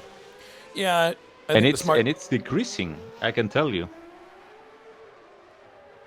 So either Pascal is taking it very easily now that he sees no chances and he's just being conservative, or his tires are shot. Maybe he went for a compound that didn't work out in this second stint. Didn't give him the performance he was hoping for on low fuel. We'll see after the race. Maybe we get to know that. But look, the difference is 1 full second down now. Not 2 seconds, actually. 14 seconds. It would take a big mistake on Pascal's part. Yeah, only 3 laps. That's obvious. 3 laps to go, obviously. I don't think it's going to work. But yeah, Del Piccolo leads. Mikola in second. The story of this race is Del Piccolo's immaculate strategy of going for 2 stops. He must have realized in practice that this was the best thing to do for the car and really went for it. Down to 13 seconds now. It's worth also mentioning that Del Piccolo has a horsepower disadvantage to the Honda, and so maybe that factored into his decision to go with two tire stops. Yeah, that could very well be the case. Yeah. So Miller soldiering on in third. Mrs. Dave will be happy about that. He's bagging some good points. Jake's also doing good for himself, fourth. I think there was a car off the track there. It looked like it's Ray Radal. Ray Radal into the gravel trap. It looks like he's stuck. That's unfortunate. Trying to get the car going. My goodness, so that's unfortunate. We had 14 cars still running. If he can't get out, it'll be 13. Oh, that's too bad. He is just crawling, trying to get the wheels going, but of course that's putting an enormous strain on that Judd. It looks like he's going to be able to get the car back on the track, but he's lost all kinds of time. Oh, no. The car just died. Yeah, Stalled. The engine has died. What really unfortunate. That's really too bad. So. Oh, and Timo Vermeers is in the. I mean, I just saw he crashed. Missed that. Yes. Out of the race. My goodness. Yeah, unfortunate because he had been at least finishing the races so far. All right, as we come around, here comes Del Piccolo out of the final turn. He will be starting his last lap of the race. Fantastic. Pascal now only 10 seconds ahead. If this race had lasted 5 laps more, well, it's obvious that there was a wrong choice there in the tires or whatever, because Pascal made this second stint a bit with a hand tied on the back.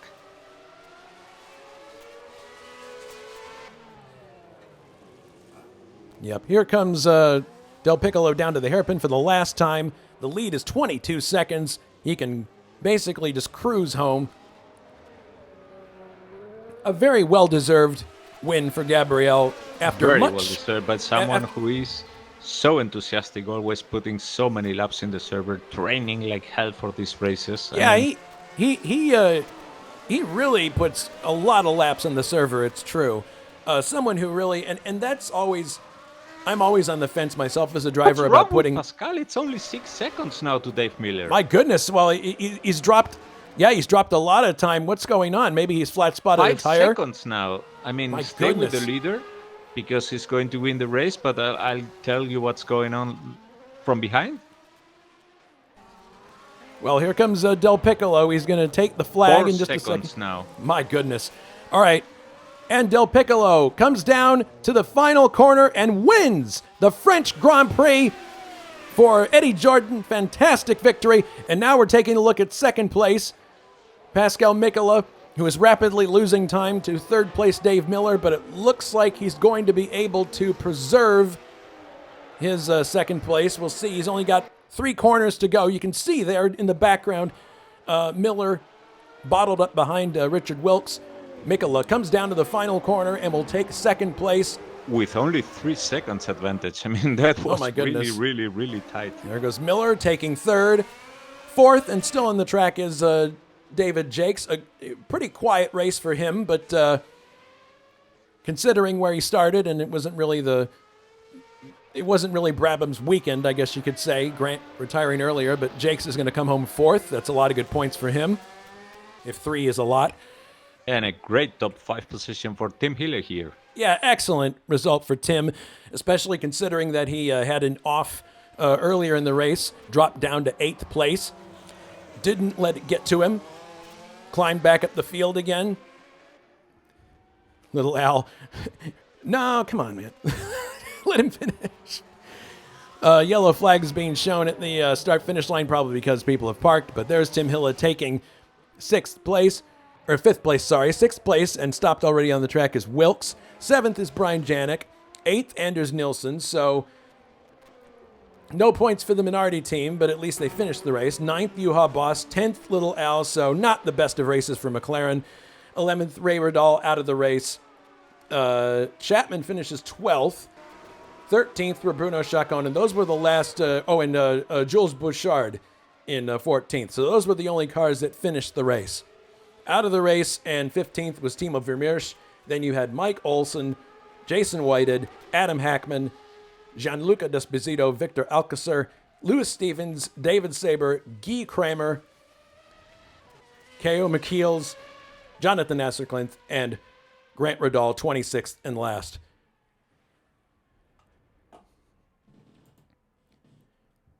Very deserved victory for Gabriele, who isn't today here at TeamSpeak, but it wouldn't surprise me if he joins later in the green room. We'll see how this pans out. I'm going to talk a moment with Richard Wilkes, and I'll be back. So, Jonathan, your reaction to that race? Pretty exciting technical stuff. Yeah, certainly was a very tactics race for most of the guys partaking, I must say, from both what I saw and what I heard, and a bit disappointed myself that I didn't get to actually compete more than a lap, but yeah, certainly very, very interested and very, very happy for Gabriele for him to take the win, because just as Alberto said, he does an immense amount of laps. I think for this one specifically, I had like, I don't know, at least 1,000 laps. I think like 1,800 laps or something in total, if I remember correctly. So that's very a humongous amount, and yeah, just really happy for him about that.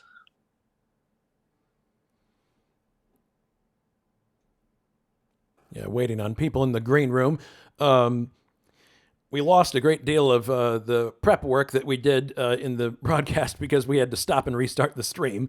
But we will take a moment while we're waiting for the green room to populate to talk about what's coming up next week. Next week, Indianapolis 500 time trials hosted by yours truly. There will be bumping. There will be bumpage. Somebody grabbed the Kenyan Coyote, Jonathan. Yeah, I saw that. Yeah. That'll certainly be a challenge. Yeah. To get that car onto the grid. There's more than 33 people though, so we'll see how things go. But that's next Sunday, and that's going to be an all-day affair. It's going to be like freaking 4 hours on the air. We'll have TV commercials and highlight films and all kinds of other trivia, fun stuff like that. So be sure to tune in. The month of May in full swing here at ISO. And then the following week, of course, the Indianapolis 500 itself. It's going to be an incredible race. Every second will count. It's going to, and the track, for those of you who have practiced on it, you know that it's going to be a true driver's circuit. Washout is just diabolical in the turns, so passing is going to be very hard.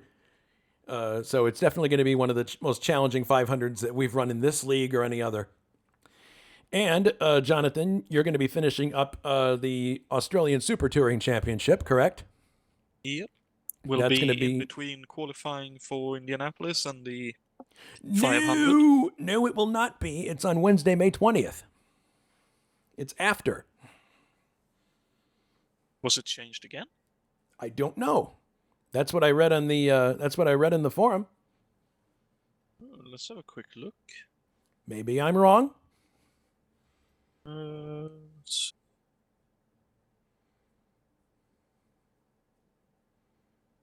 Yes, I thought it was originally supposed to be in between qualifying, so the 13th.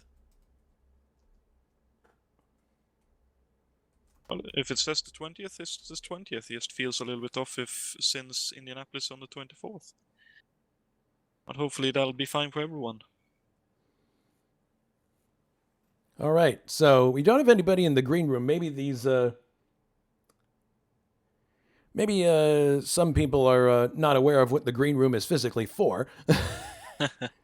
But in any case, I don't want to grab somebody just suddenly out of the thing. So maybe we'll just leave it at that. Any thoughts before we close out the broadcast, Jonathan? Well, certainly, I would say this was probably so far at least, the toughest F1 race, just because of how difficult it was to get the cars to work around this track. Very happy once again for Gabriele to take the win, and really good job for everyone who survived and everyone who took part. It was certainly very tricky and very difficult. All right, so now we have people in the green room. Okay, good. We'll start with the winner of the race.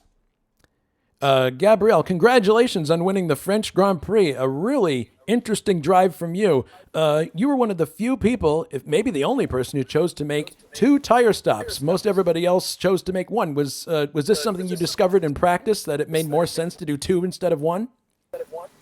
Yes, that's right. I discovered that following Mikula was dangerous for me. So in the practice, I tried with 2-stop strategy and also with 1.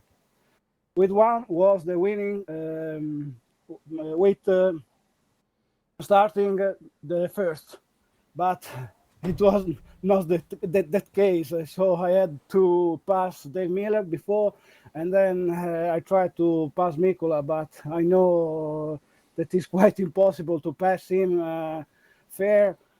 So I decided to push and be on to stop strategy.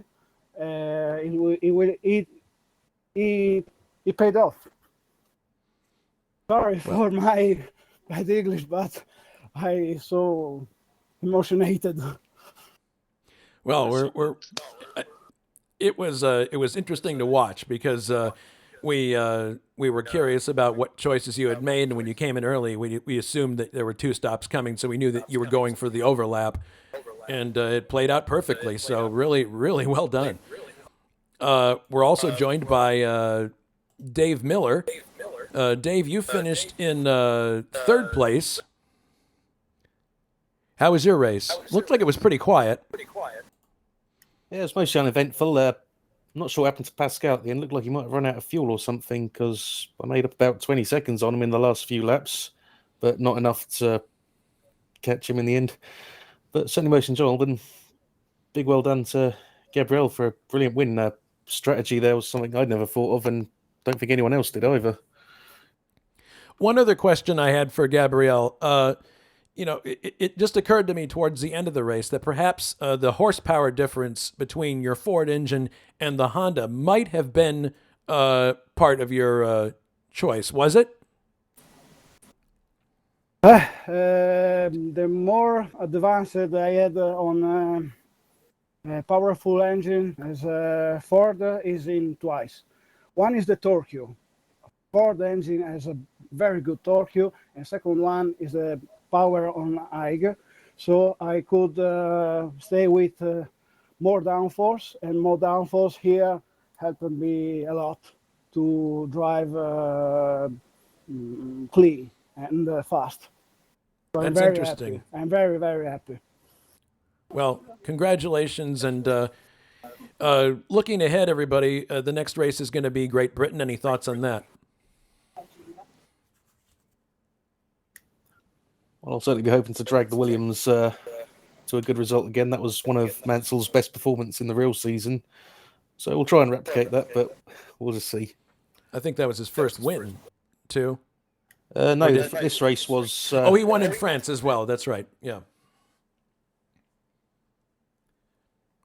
Yeah, I think anyone who did well at Mexico and were able to look after the tires, make speed at Mexico will probably do pretty well at Silverstone as well because of how the corners are there, especially Maggots, Beckett's, Chapel, and the complex at the end. Absolutely. It's one of my favourite tracks, is Silverstone, and I've got an aero update to look forward to as well. Yeah, that's true. We're keeping track of all the stuff that's happening to the cars.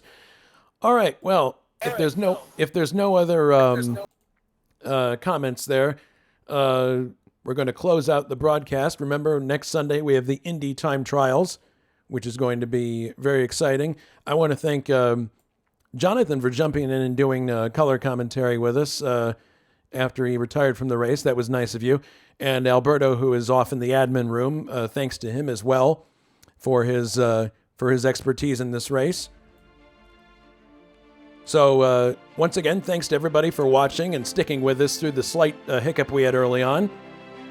Hopefully we'll see you next Sunday with Jonatan at the controls for it's me. You're going to do the race. This is Jason saying so long from Magny-Cours.